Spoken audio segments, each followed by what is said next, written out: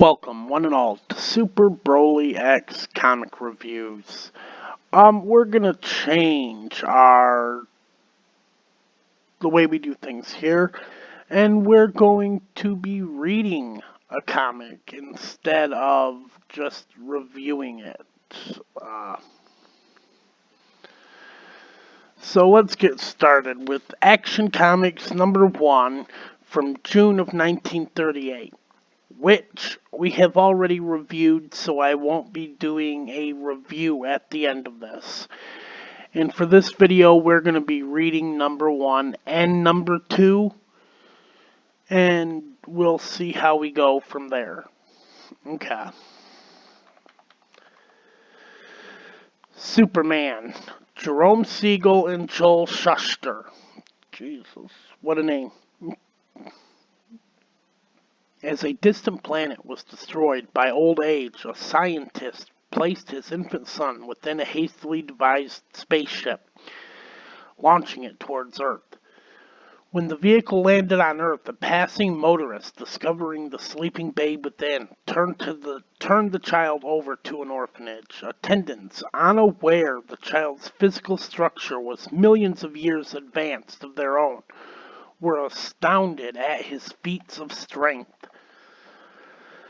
When maturity was reached, he discovered he could easily leap 1/8 of a mile, hurdle a 20-story building, raise tremendous weights, run faster than an express train, and that nothing less than a bursting shell could penetrate his skin.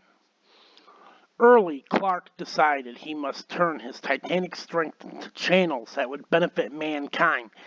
And so was created Superman, champion of the oppressed, the physical marvel who had sworn to devote his existence to helping those in need. A scientific explanation of Clark Kent's amazing strength. Kent had come from a planet whose inhabitants' physical structure was millions of years advanced of our own. Upon reaching maturity, the people of his race became gifted with titanic strength. Incredible? No. For even today on our world exists creature with super strength. The lowly ant can support weights hundreds of times its own. The grasshopper leaps what to man would be the space of several city blocks. A tireless figure races through the night, seconds count. Count delay means forfeit of an innocent life. The governor's estate is finally reached. Make yourself comfortable. I haven't time to attend to it. What do you mean by knocking this hour of the night? I must see the governor. It's a matter of life and death. See him in the morning. I'll see him now. This is illegal entry. I'll have you arrested. Answer my question. Are you going to take me to the governor? No, I won't. Then I'll take you to him. Help! Help! Yes, this is the governor's sleeping room. Don't think you're going to get away with this outrage. It's locked. Yes, and made of steel. Try knocking this door down. It was your idea. What's the meaning of this? Evelyn Curry is about to be electrocuted in 15 minutes for murder. I have proof here of her innocence, a signed confession. Believing the governor menaced by a madman, the butler produces a concealed weapon. Reach for the ceiling, quick. Put that toy away. I warn you, take another step and I shoot. The bullet ricochets off Superman's tough skin. This is no time for horseplay. Don't you realize I've proof she's innocent and you alone can save her? Let me see those papers. Hurry, connect me with the penitentiary. Stop, the governor has pardoned her. Thank God, I told you I was innocent. He's gone, disappeared. Yes, but here's a note he left, sir. You'll find the real murderess bound and delivered on the lawn of your estate. Next morning, as Kent leaves for the newspaper upon which he works as a reporter. Have you heard? The Curry girl is innocent. Let's see the paper. Good, I'm not mentioned. Miles away in the governor's private chamber. Gentlemen, I still can't believe my senses. He's not human. Thank heavens he's apparently on the side of law and order. The Daily Star office is reached. You wanted to see me? Yes, be seated. Did you ever hear of Superman? What? Reports have been streaming in that a fellow with gigantic strength named Superman actually exists. I'm making it your steady assignment to cover these reports. Think you can handle it, Ket? Listen, Chief, if I can't find out anything about this Superman, no one can. Hurry, Kent, a phone tip, wife beating at 211 Court Avenue. I'm on my way. At 211 Court Avenue? Hold it. What do you want? Don't get tough. Tough is putting mildly the treatment you're going to get. You're not fighting a woman now. You asked for it. With a sharp snap, the blade breaks upon Superman's tough skin. And now you're going to get a lesson you'll never forget. Fainted. Hearing the police siren, Superman hurriedly donned street clothes over his uniform. It would be just too bad if they searched me. What are you doing here? Hello, Captain. I arrived to find this place like this. Looks as though our friend Superman had dropped in to pay a visit. Later, what do you say to a date tonight, Lois? I suppose I'll give you a break for a change.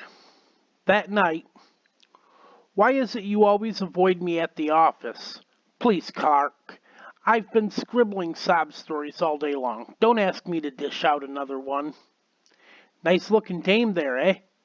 Guess I'll cut in. Wait, Butcher, suppose her escort don't like it. So what? If he gets nasty, I'll push his face in. This is gonna be good. I said run along, I'm cutting in. But this is not a robber's dance. Trying to get flip? Move quick if you know what's good for you. Clark, are you going to stand for this? Reluctantly, Ket adheres to his role of a weakling. Be reasonable, Lois. Dance with the fellow, and then we'll leave right away. You can stay and dance with him if you wish, but I'm leaving now. Yeah, you'll dance with me and like it. Why, you... Good for you, Lois. Lois, don't! Fight, you weak-livered polecat. Really, I have no desire to do so. Wait, Lois? But Lois, you asked me earlier in the evening why I avoid you. I'll tell you why now. Because you're a spineless, unbearable coward. Let's get out of here. I'll show that skirt she can't make a fool out of Butch Maston. A few minutes later, a hidden figure observes Butch and his fellow hoodlums leave the roadhouse. Butch forces Lois's taxi into a ditch. Pull over there. Let me go. Get in that car and shut up. What burns me up is that I let her yellow boyfriend off so easy. Well, maybe you two may meet again. Then I hope it'll be soon. Hey, watch out. Someone's standing in the road ahead of us. Haha, watch me scare him out of his wits. Look out, you'll hit him. Superman hurdles the oncoming auto. It's the devil himself. Butch, step on the gas. He's chasing after us. Butch's car leaps forward like a released rocket, but is easily overtaken by Superman. Yow! The occupants of the car are shaken out, and the car itself is smashed to bits. Next, Superman overtakes Butch in one spring. Wait just a minute, Butch. Do you mind? This will take but a few seconds. Get me off of here. Okay, I'll cut you loose. Don't! You needn't be afraid of me. I won't harm you. Bearing Lois in his arms, Superman heads towards the city, depositing her upon its outskirts. I'll advise you not to print this little episode next morning. But I tell you, I saw Superman last night. Are you sure it wasn't pink elephants you saw? Lois treats Clark colder than ever. I'm sorry about last night. Please don't be angry with me. Clark receives an assignment. Kent, the front page is getting so dull. I've even got to headline card games. There's a war going on in a small South American republic, San Monte.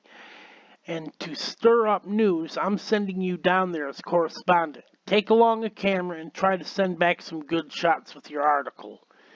Kent takes the train, not toward San Monte, but to Washington, D.C. In the capital city, he attends a session of Congress, sitting in the gallery. Is that Senator Barrows speaking? Yes. Upon leaving the Senate chambers, Clark snaps a picture of a furtive man speaking swiftly to a Senator Barrows. When can I see you? I told you never to speak to me in public. In my home, tonight at 8:30. At the morgue of a local newspaper. Who's the chap speaking to Senator Barrows? Why, that's Alex Greer, the slickest lobbyist in Washington. No one knows what interests back him. 8:30 p.m. outside Senator Barrows' residence. An eavesdropper listens in on an interesting conversation. I told you to avoid me in public. What would people think if they knew I had anything to do with you? Quit sputtering. I had to see you. Tell me, do you think you'll succeed in pushing the bill through? There's no doubt about it. The bill will be passed before its full implications are realized. Before any remedial steps can be taken, our country will be embroiled with Europe. Fine, we'll take care of you financially for this. I suppose you're going to be well taken care of yourself. You bet he will. Upon leaving Barrows, Greer is confronted by Superman. Who is behind you in corrupting Senator Barrows? I don't know what you're talking about. So you're one of those silent men, eh? We'll see whether you'll talk. Let go of my hand. Your foot will do just as well. Stop, we'll be electrocuted. No, we won't. Birds sit on telephone wire and they aren't electrocuted. Not unless they touch a telephone pole and are grounded. Oops, almost touched that pole. Look, the Capitol. Let's pay it a visit. Take me down, take me down. What a magnificent view. Help, help. I wonder if we could jump all the way to that building. No, don't. Despite Greer's frenzied protest, Superman leaps out into the night. Miss doggone it. And so begins the startling adventures of the most sensational strip character of all time, Superman. A physical marvel, a mental wonder, Superman is destined to reshape the destiny of a world. Only in Action Comics. Can you thrill at the daring deeds of this superb creation? Don't miss an issue.